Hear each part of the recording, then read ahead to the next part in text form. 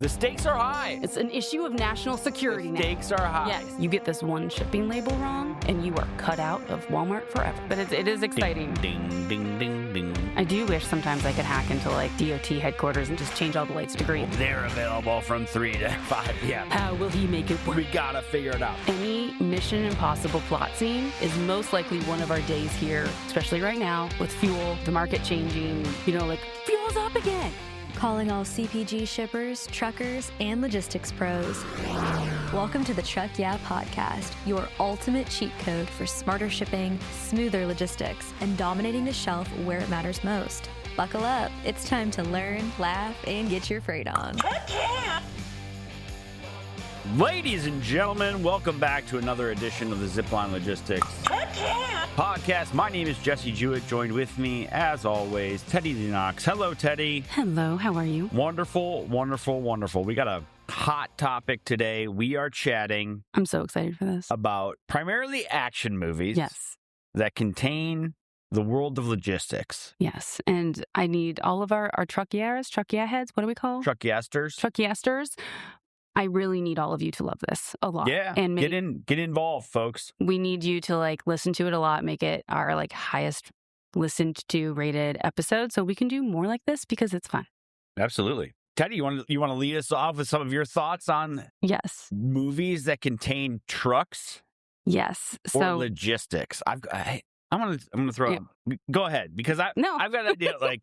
The first one that comes to mind, if you're 21st century, that's 2000 and greater.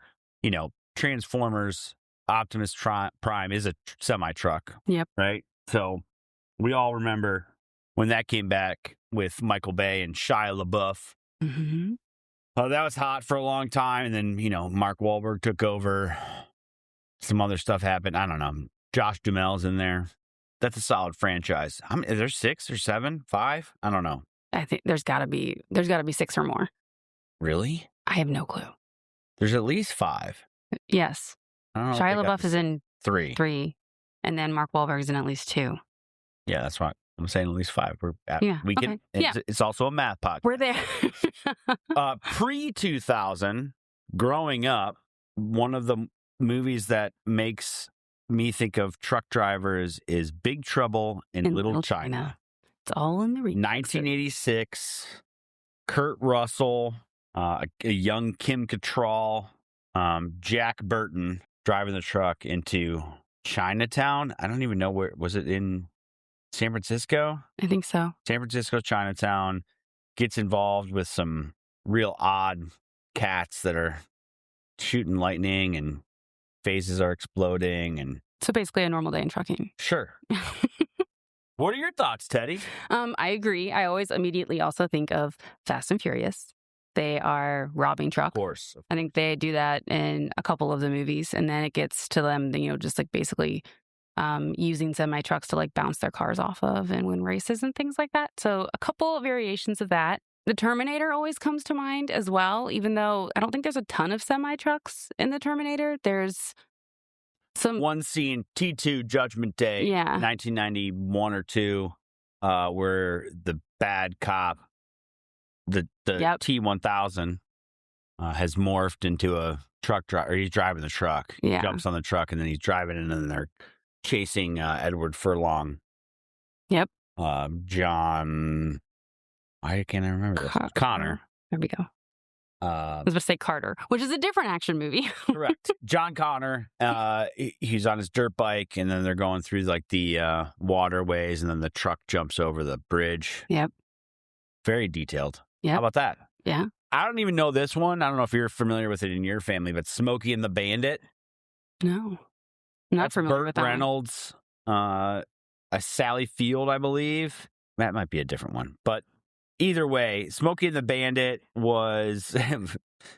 This is the movie that may have launched many a trucking career and helped make CB radios popular, is a note that I have. It's just I think it's a race, Okay. and it's just Burt Reynolds doing Burt Reynolds stuff. 1977. How about that? Yeah. There is one, I believe we've talked about it. It's a horror movie. Joyride? It's called Joyride. And you knew that, where I was going. That was another 1980s classic. It's based on a Stephen King novel Yeah. or short story. That's where the trucks get possessed, I believe. I think so. Yeah. That's a little scary. Let's just focus on trucks. Yeah. The world of logistics. Mm-hmm. But any other thing that comes to mind when you think of logistics and movies? I'm going to expand it to all movies, not just action movies. But you can focus on action movies. Fair. I like that. I feel like back in the day when I was focused on training and development, whenever people were confused about anything in logistics, like let's talk about the port. Containers coming in ocean or rail, people tend to get really, really confused about. And the easiest way to explain that is, okay, pick any action movie. And there's usually a container somewhere within that action movie, whether it is the crane, going into someone or people running across the containers or something, like coming to mind automatically because of that is like, the Jason Statham transporter movies, iRobot, Gone in 60 Seconds. There's so many. A lot of container ships, yeah. Yeah. Iron Man, I think that have Pacific Rim? Yes. I think they use containers to beat some monster up at some point. Yeah. Godzilla. Like, I feel like everything, a port scene is like an ocean port scene is a really epic place to have. Lethal Weapon. Yes. To have some sort of a fight scene. It's big. It is exciting. And there's a lot of space and a lot of things to hide behind. So I feel like that's where a lot of it like comes in. And then where the idea for this podcast came up is just because I feel like I would always go back to those things to explain logistics, the difference between a chassis and a dry van, and different things like that. Optimus Prime can, put his trailer on a chassis. Exactly. Well, technically, he cannot. He cannot fit his to a chassis. Okay, that's the difference. Fine. There you go. The powers in the details, Teddy. Okay. But it's also like I feel like sometimes when you're in it in the day here, it feels like it's like a action movie. Like any Mission Impossible plot scene is most likely one of our days here. Especially right now with fuel, with, the market changing, blitz weeks, holidays coming up. It's just, like fuel's up again. Like just one of those things. It's been a wild ride to deal with. You're absolutely, pun intended. It's been a wild ride. That's for sure. It does feel, here's another movie that certainly falls into that action category is Mad Max Fury Road. Yep. Certainly all sorts of trucks and things like that nature that are driving around in the desert. But yeah, find parts to finish the race so you can get to the water. Another thing that came to mind was it's an action movie. It's not quite trucking, more of logistics. I was thinking of like Jason Bourne.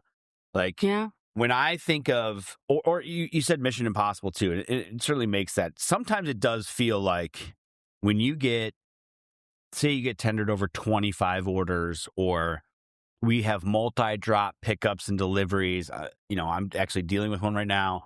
And sometimes it does feel like you are a spy on a mission and you're like, listen, here's what's going to happen. They're only available from 6 p.m. to 8 p.m. They're available from 3 to 5 p.m. How will he make it work? We got to figure it out. They're 120 miles apart. I got to convince, not only do I have to convince a driver to take this, I have to convince the customer to approve a layover. I have to arrange the pick. Like normally we pick up at 10 a.m., but we actually want to pick up at 4 p.m. due to the transit because we want to get offloaded late at night the next day. Mm-hmm. It does feel a little bit like Jason Bourne going into his locker at the airport or bus station or whatever and pulling out all of his fake passports and his money and just like, all right, I got to figure out how to do this. I know there's I'm sure you listen to another fellow podcaster, Tim Ferriss, every once in a while. And he's got that scene from Jason Bourne. He's like, at this speed, or at this altitude, if I run flat out, I can make it for the next 25 seconds or whatever. Like, that's what it feels like in logistics sometimes. Yes. Like, if I just focus in right now, I can schedule these 15 deliveries for next week, put it on a schedule, make sure that the pickup appointments align with the appropriate parties. If I run into a blip, and then I'm going to pivot quickly to this stop over here. Like, sometimes you just get narrowly focused in the zone, and it's exciting. I do wish sometimes I could hack into like some local DOT headquarters and just change all the lights to green. Holy Just be like, you know what? We're going to make it. He's not going to Yeah. have any red lights, and we're going to shut down these ramps, and that's how we're going to get there That's on like time. enemy of the state type stuff. Yeah. Or, Italian Job. So also, basically any Jason Statham or Mark Wahlberg movie may have some sort of logistics in it. So if either of you want to come on our podcast, let us know. Yeah, that sounds like a... Did you ever see the movie PCU, Teddy? Talking about that one? It was 1994. Jeremy Piven, David Spade, about college, PCU, Portchester University, and they call it politically correct university. Anyways, yeah, they discuss like weird theses. Like you had to write your senior thesis, and one of the guys who watches TV all day says that at any time of the day you could find a Gene Hackman or, oh boy, Michael Caine movie. And then he was watching TV, and Gene Hackman and Michael Caine are in a movie together. He's like, this is my thesis conclusion. Which doesn't really make sense, but it was a funny joke. But it's in 1994, especially for those two actors. I don't think you can find a Gene Hackman, Michael Caine movie on 24/7 in 2026, but I digress. Maybe it is Jason Statham and Mark Wahlberg. I don't know. We'll do our research and we'll come back for the next one. Mark Wahlberg's pretty heavy hitter in terms of production and movies. Yes, he's in a lot. He's in like everything. Yeah. He's done it all. In the streaming world, man, I mean, people don't even watch TV anymore. No. They watch streaming. But then there's other things like the Die Hard movies. Like, he's like in Washington, D.C., and then all of a sudden he's in Pennsylvania. And I'm like, it is still light out. That's not possible. Like, what time did he leave? Like, I understand it's not a semi-truck. He could go over 55 miles an hour, but like, what? And sometimes those don't make a ton of sense. But I still love him. Ferris Bueller's Day Off, someone did that calculation, and it's like virtually impossible. Yep. In terms of transit. Yeah. Yeah, you definitely still love them. Yeah, they're great, but it's also like, sometimes I feel like people are like, oh, it's not that bad.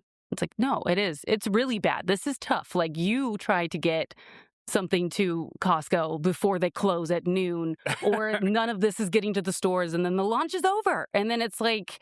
The MVM is ruined. Yes. And then I feel like there's, so many things that you can relate to, like, you get this one shipping label wrong, and you are cut out of Walmart forever. Yeah. Like, you just, like, this is... The stakes are high. It's an issue of national security now. The stakes are high. Yes. It's, speaking of transits and they don't make sense and the stakes being high, The Rock with Nicolas Cage and Sean Connery, those stakes are high. The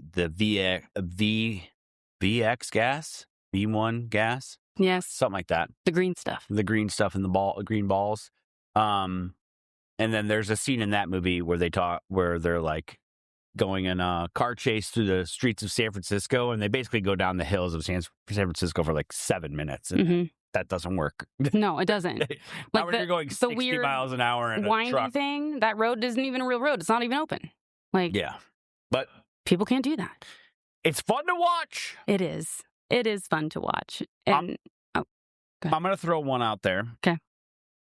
So we have an actor who happens to be in two, I wouldn't call them action movies. We were talking about on the floor before we started this.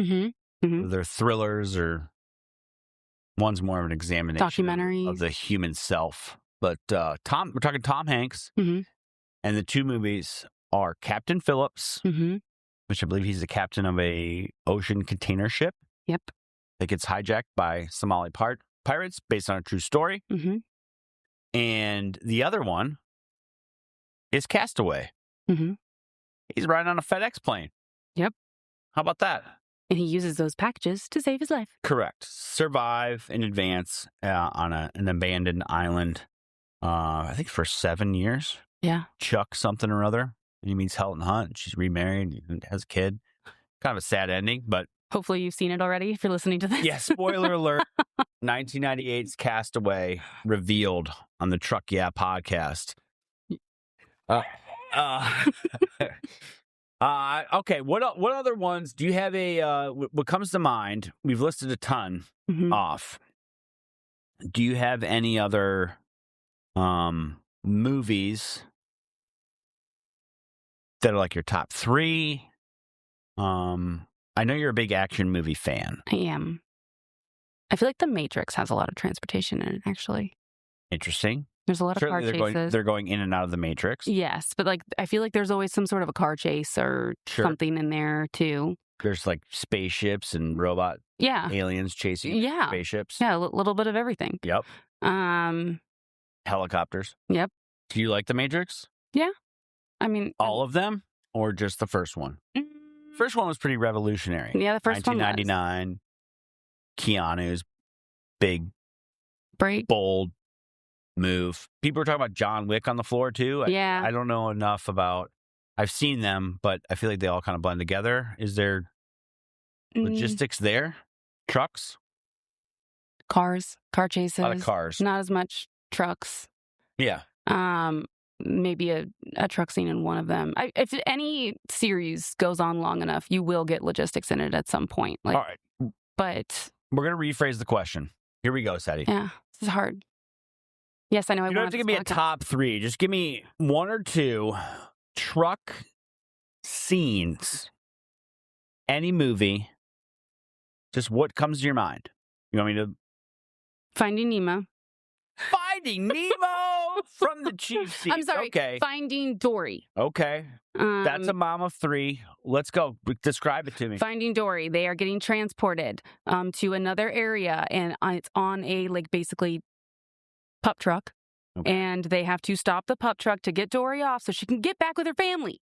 She in a bowl? Yeah. Oh, really? Yeah, and it's like a logistics van. So for those of you who can't see my arm movements, I'm making where the things are, the racking is on the truck. She's strapped in? No, that's how she gets out. The octopus goes in and saves her. Oh my God. And seals get involved. It's a whole lot happening. So that's one that's unexpected.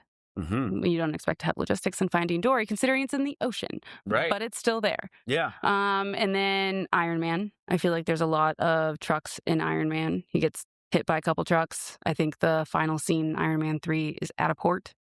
Yeah, they're blowing up all the different suits. They use containers to kind of help it. And then, I don't know, Fast and Furious. So I don't remember which one it is, but it's the one where they're going down the hill with the guy with the iguana who jumps out and they're stealing fuel. That's 3 or 4 or 5. Tokyo Drift? No, not Tokyo Drift. So 4. It must be 4. They actually take a container and drag the container, or is that a bank vault? It's a bank. It's a bank vault. Yeah. But I think it might still be in that. Maybe it's that same one. Yeah. Or it's the one after, and that's the one with The Rock.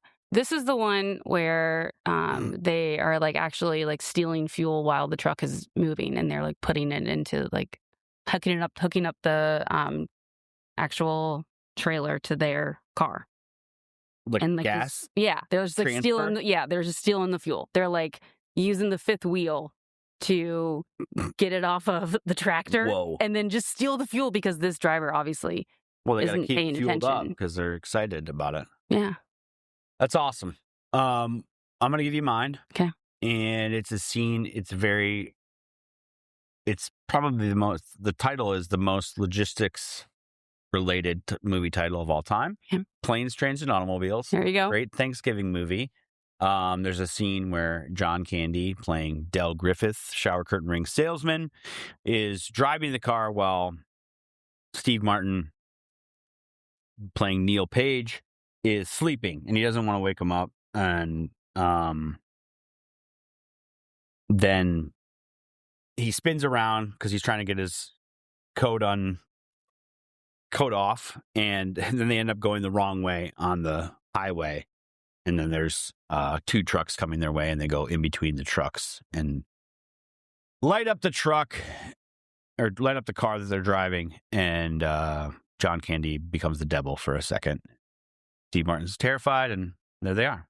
There they are. It's a fantastic movie. That's a good one. It's a good one to watch at Thanksgiving. Another logistics-related holiday. What else? What did we miss? Well, what do we want to touch on before we shut down the movie-related logistics podcast? So it's going to be our best episode ever. Obviously. So kind of, again, going back to I guess how it relates to logistics. Again, There is so much logistics in the world in general, in a lot of movies, but it is probably the most noticeable when it comes to action movies. Yeah. Because usually someone's getting like hit with a truck or a container or something. Like, kind of hard to forget those things. And, oh, sorry. You're saying? It's right on the tip of my tongue, but you're right. It's so certainly in the last probably 15 years, the destruction genre of movies, right? When you introduce 40-foot high robots, Transformers, or dinosaurs, or Pacific Rim, which I think is like a even taller robot. They're like skyscraper size. Yeah. Right. You have to have big thlike that get destroyed, right? People kind of complained about that with the DC universe. It was all just like destruction. Yeah. But like it's much cooler to watch a 40-foot metal shipping container full of stuff blow up or get thrown around by these giant things than I don't even know what, like even like a regular or like a manhole. Like, I mean, no one cares about a manhole getting thrown around. It's got to be big. It's got to be powerful, heavy, and like, oh my gosh, did you see that? He lifted up only a crane can do that. Exactly. Yes, that's a good point. Yeah. That's it's a very specific type of, everything's supposed to be bigger and better. It's certainly bigger. I don't know if it's better. Well, I also think it's kind of like untouchable. Yeah. Like logistics is one of those things that everybody needs and everybody uses, but like still no one really understands it. Like the amount of times we have to explain like the terms that we deal with every single day to everyone is kind of a lot. But I feel like a lot of it is, like you have in the movies someone sprinting across the containers, someone fighting on top of the semis as they're driving, trucks drifting through terminals like they are shifting this semi truck and they're winning a race and doesn't look like it's choppy at all. Yeah. Or helicopters overhead, helicopters lifting up containers or trucks or something, which I've actually been asked a couple times in my career here at Zipline, is someone asked me, can you just airlift this container and get it to Costco? The answer is no. That is not really an option or something that I have the access to. Yet. We will figure it out. Yeah. But then I feel like it's kind of funny because those things, like we are actually dealing with that in real life, like in the day-to-day. Like you go there to get the container, it says it's available. Oops, they just stack something else on top of it. Sorry, can't do anything. Container's here. It's stuck and you're now getting demurrage for the next however many days until someone picks up this container. Customs hold. It's just held. You don't know what's going on. You can't see your product. You don't know where it's going. It skipped the port. It's still on the truck. We don't know where it's going. Still on the vessel. Interchange point. Driver's waiting 6 hours for pickup. Driver falling asleep. No yard. Breakdowns. Trying to find equipment. Like I feel like there's so many things that it's like you can't do anything other than provide updates and watch it on your map. Just blink, move slowly or not move at all. But I do feel like a lot of it does seem like it's some Mission Impossible theme sometimes our day. Cue the music. No, I'm kidding. We don't have it. I don't have it. No, I'm with you. So in those times when you are cruising in that zone that I talked about before, it does feel like it's going in your brain. But it is exciting. Ding, ding, ding, ding. Yeah. Well done. But I do feel like you get the same endorphins. Like something goes really, really well. Like you did just make this work and it's awesome and it's great. And you go to the store and then you see it on the shelf and you're like, that's because of me. And absolutely. Like it's awesome and it's exciting. So you kind of are action heroes, basically. So MVM success is the equivalent to Ethan Hunt's knock list. Exactly. How about that? That's a great way to That is the best. Best one. On that note, folks, thank you for joining us. Hope you had a good time listening to us and our ramblings. Leave some comments. Let us know what other movies you know about that have logistics in them. What was a glaring omission? Teddy, thank you. Thank you. Thanks all to our truck yasters listening on today's episode of the Zipline Logistics podcast. We will see you next time.